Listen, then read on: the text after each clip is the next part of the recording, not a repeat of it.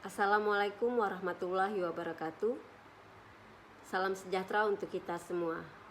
Saya Nora Susanti Batubara, mahasiswa Magister Pendidikan Dasar pada Universitas Terbuka.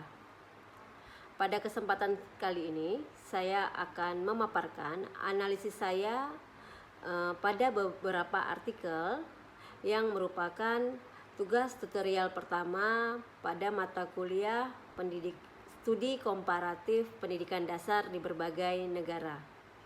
Artikel pertama yang saya bahas di sini mengenai isu sosial politik dan sosial budaya. Adapun artikel yang saya pilih yang terindeks Sinta adalah Jurnal Ilmiah Pendidikan Dasar atau JIPDAS dengan judul Kontribusi Aspek Sosial dan Budaya dalam Aplikasi Kebijakan Pendidikan Nasional. Artikel ini ditulis oleh Asrullah dan kawan-kawan. Dalam artikel ini membahas kontribusi aspek sosial dan budaya dalam kebijakan pendidikan nasional Indonesia. Pendidikan Indonesia tidak hanya menekankan pengembangan intelektual, tetapi juga pembentukan karakter. Nah, dalam artikel ini dituangkan kebijakan-kebijakan seperti Undang-Undang Pendidikan Nasional Nomor 20 Tahun 2003, di mana ada integrasi pendidikan berbasis kearifan lokal, kesetaraan gender, dan inklusi sosial. Hal ini tentu saja berkaitan dengan isu sosial budaya tadi yang saya sampaikan. Aspek sosial dan budaya memegang peranan yang sangat penting dalam pembentukan dan implementasi kebijakan pendidikan nasional Indonesia. Keragaman sosial budaya Indonesia mempengaruhi berbagai dimensi kehidupan pendidikan, mulai dari kurikulum, metode pembelajaran, hingga tujuan pendidikan. Aspek sosial budaya memberikan kontribusi yang signifikan untuk memajukan aspek pendidikan, tetapi juga membentuk karakter, memperkuat solidaritas sosial, dan menghargai keberagaman budaya. Ada tantangan dalam penerapannya karena adanya dinamika sosial dan budaya yang berkembang di masyarakat.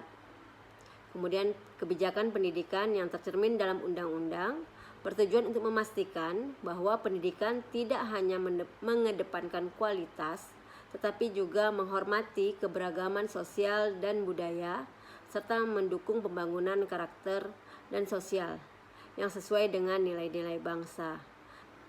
Nah, jika dikaitkan dengan lingkungan pendidikan, lingkungan profesi yang saya alami, yang berada di lingkungan saya, maka kebijakan-kebijakan yang dilakukan pemerintah dalam dunia pendidikan sudah sangat mengatasi permasalahan-permasalahan sosial budaya yang ada. Kebijakan pendidikan yang sudah diterapkan oleh pemerintah mampu menciptakan kondisi yang inklusif, yang menghargai keberagaman budaya, dan menciptakan karakter bangsa anak yang memiliki karakter unggul sesuai dengan kepribadian bangsa. Bagaimana siswa-siswa saya dalam proses pendidikan dapat menghargai perbedaan budaya, berbagai permasalahan sosial budaya yang dihadapi. Hal ini juga berkaitan dengan isu sosial politik. Kebijakan-kebijakan yang diambil pemerintah dalam dunia pendidikan, salah satunya adalah kurikulum. Nah, unsur politik dalam kurikulum ini memang terjadi. Pergantian kurikulum tentu saja menciptakan tantangan tersendiri dalam proses pendidikan. Namun selama ini permasalahan politik yang berakibat pada pergantian kurikulum tetap mampu mengatasi kondisi sosial budaya, di mana pelajar menjadi memahami bahwa adanya perbedaan kondisi sosial budaya bukan merupakan sebuah perpecahan, tapi menjadikan sebuah kekayaan yang harus mereka pelajari, mereka hargai, dan memunculkan karakter baik pada siswa, menghargai perbedaan. Saya rasa kebijakan yang dilakukan pemerintah dalam pendidikan di Indonesia sudah sangat mengatasi permasalahan isu-isu sosial politik dan sosial budaya yang ada. Artikel selanjutnya yang akan saya bahas adalah artikel yang berkaitan dengan pendidikan berwawasan multikultural. Adapun artikel yang saya bahas di sini dengan judul Implementasi Pendidikan Multikultural dan Relevansinya dengan Kurikulum Merdeka di Sekolah Dasar. Artikel ini berasal dari Didaktika, Jurnal Kependidikan, hasil karya Wardani dan kawan-kawan.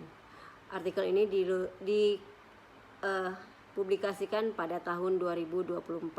Artikel ini merupakan eksplorasi atau penelitian implementasi pendidikan multikultural dan relevansinya dengan kurikulum merdeka di SD Negeri Nglorok 3 dengan data yang diperoleh melalui wawancara, observasi, dan dokumen. Hasil dari penelitian ini menunjukkan bahwa SD Nglorok 3 memiliki siswa yang beragam, termasuk siswa inklusi. Kemudian guru memperhatikan keberagaman ini melalui pembelajaran berdiferensiasi dan kegiatan ekstrakurikuler. Sekolah ini juga melakukan proyek penguatan profil pelajar Pancasila atau yang kita kenal dengan P5 dengan tema kebinekaan. Implementasi pendidikan multikultural di SD Negeri Nglorok 3 terintegrasi dalam berbagai kegiatan sekolah yang juga merupakan bagian dari implementasi kurikulum merdeka. Dari penelitian ini menyimpulkan bahwa implementasi pendidikan multikultural di SD Negeri 3 Nglorok relevan dengan kurikulum merdeka. Pendidikan multikultural, nilai-nilai multikultural diinternalisasikan melalui beberapa program. Di antara lain kegiatan pembiasaan yang mencerminkan tentang sikap saling menghormati dan menghargai. Pendidikan multikultural juga menjadi pondasi terwujudnya masyarakat Indonesia yang aman, tentram, dan damai. Kemudian yang kedua, melalui kegiatan ekstrakurikuler yang mengakomodasi ragam potensi dan minat peserta didik. Yang ketiga, melalui variasi model atau strategi pembelajaran di dalam kelas, selain dengan mengintegrasikan pembelajaran dengan nilai-nilai multikultural, juga budaya. Keempat, melalui program proyek penguatan profil pelajar Pancasila dalam kurikulum merdeka yang bertema Bhinneka Tunggal Ika. Jika penelitian ini dikaitkan dengan yang terjadi di lingkungan tempat saya mengajar, hampir memiliki kesamaan. Di SMP Negeri 4 Kota Tanjung Pinang merupakan sekolah dengan siswa yang beragam, bisa dikatakan juga dengan multikultural.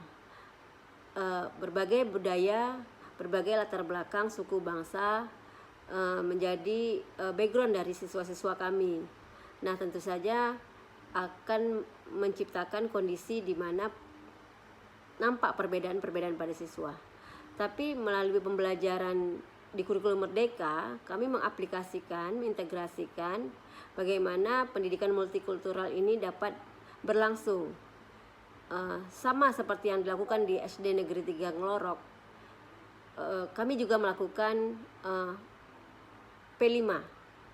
Kami memaparkan berbagai macam budaya yang ada di Indonesia, sehingga siswa-siswa kami mengenal budaya-budaya yang ada di Indonesia, mengenal budaya-budaya yang dimiliki oleh teman-temannya, menganggap budaya lain itu adalah sesuatu kekayaan, bukan hanya sekedar perbedaan yang harus dihindari, melainkan sebuah perbedaan yang merupakan kekayaan yang harus mereka pelajari dan hargai.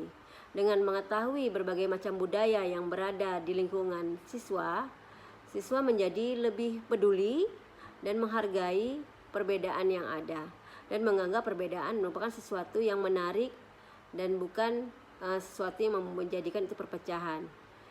Pendidikan multikultural tentu saja memberikan dampak positif pada kestabilan bangsa. Saya merasa pendidikan multikultural sangat tepat diaplikasikan, diintegrasikan dalam pendidikan, terutama di wilayah-wilayah di mana kebudayaannya beragam. Artikel selanjutnya yang akan saya bahas di sini mengenai teknologi informasi dan komunikasi dalam pendidikan dasar. Adapun artikel yang akan saya bahas adalah karya tulisan dari Disa dan kawan-kawan, berasal dari Pendas, Jurnal Ilmiah Pendidikan Dasar, dengan judul Penerapan Teknologi Informasi dan Komunikasi atau TIK selaku inovasi sumber belajar di sekolah dasar. Artikel ini membahas tentang penerapan teknologi informasi dan komunikasi atau TIK sebagai inovasi sumber belajar di sekolah dasar. Globalisasi berdampak pada pendidikan di Indonesia, menuntut guru untuk beradaptasi dengan perkembangan TIK. TIK berfungsi sebagai pendukung pekerjaan administrasi, pengemasan bahan ajar, manajemen pembelajaran, dan peningkatan pengetahuan. Artikel ini menggunakan metode kajian pustaka dan menekankan pentingnya guru memahami dan meningkatkan pengetahuan TIK untuk diterapkan kepada siswa sekolah dasar. Fungsi teknologi informasi dan komunikasi TIK dapat digunakan sebagai pendukung pekerjaan administratif untuk mengemas bahan ajar, menunjang proses pembelajaran, dan membantu meningkatkan pengetahuan. Dalam pendidikan sekolah dasar, guru wajib mengembangkan keterampilan dan penggunaan TIK dengan cara mengikuti pelatihan dan seminar, merancang sumber belajar yang berbasis TIK. Guru dapat merancang pembelajaran berbasis TIK dengan menggunakan bantuan laptop atau komputer, jaringan internet, dan berbagai aplikasi pembelajaran lainnya. Pembahasan pada artikel ini sejalan dengan apa yang saya terapkan di sekolah di mana saya menjadi pengajar. Saya merasa bahwa untuk saat ini integrasi TIK dalam pembelajaran ada hal yang sangat penting. Mengintegrasikan TIK dalam pembelajaran dapat membantu saya tidak hanya dalam proses pembelajaran tapi juga dalam administrasi pembelajaran. Pada proses pembelajaran, penggunaan TIK akan membuat siswa lebih tertarik. Kondisi siswa yang tertarik, nyaman dengan proses pembelajaran akan membuat tujuan pembelajaran mudah dicapai. Hal-hal baru yang mereka alami membuat mereka semangat untuk terus belajar, menanti proses pembelajaran dengan berbagai aplikasi yang terbaru. Siswa selalu menantikan pembelajaran yang diaplikasikan dengan TIK. Nah, dan saya merasa sebagai guru kita harus mengembangkan kemampuan kita, kompetensi kita, kemampuan mengintegrasikan TIK dalam hal-hal yang berkaitan dengan pembelajaran di sekolah. Tidak hanya dalam proses pembelajaran, penyampaian materi, TIK juga saya terapkan dalam proses asesmen. Banyak aplikasi-aplikasi yang sudah familiar yang bisa digunakan untuk asesmen yang tentunya sangat menarik bagi siswa seperti Quizizz, Kahoot. Nah, tentu saja di sini dapat saya simpulkan bahwa TIK sangat membantu proses pembelajaran menjadi lebih menyenangkan dan lebih mudah diterima oleh siswa. Artikel terakhir yang akan saya bahas di sini adalah artikel yang berindeks Scopus. Artikel ini berasal dari jurnal Turkish Online Journal of Qualitative Inquiry. Penulisnya Cipta P dan kawan-kawan, diterbitkan pada tahun 2021 dengan judul Strategies to Improve Education Quality in Indonesia, a Review. Artikel ini membahas strategi untuk meningkatkan kualitas pendidikan di Indonesia, dimulai dengan mengakui bahwa sistem pendidikan yang baik sangat penting untuk menghasilkan sumber daya manusia yang kompetitif.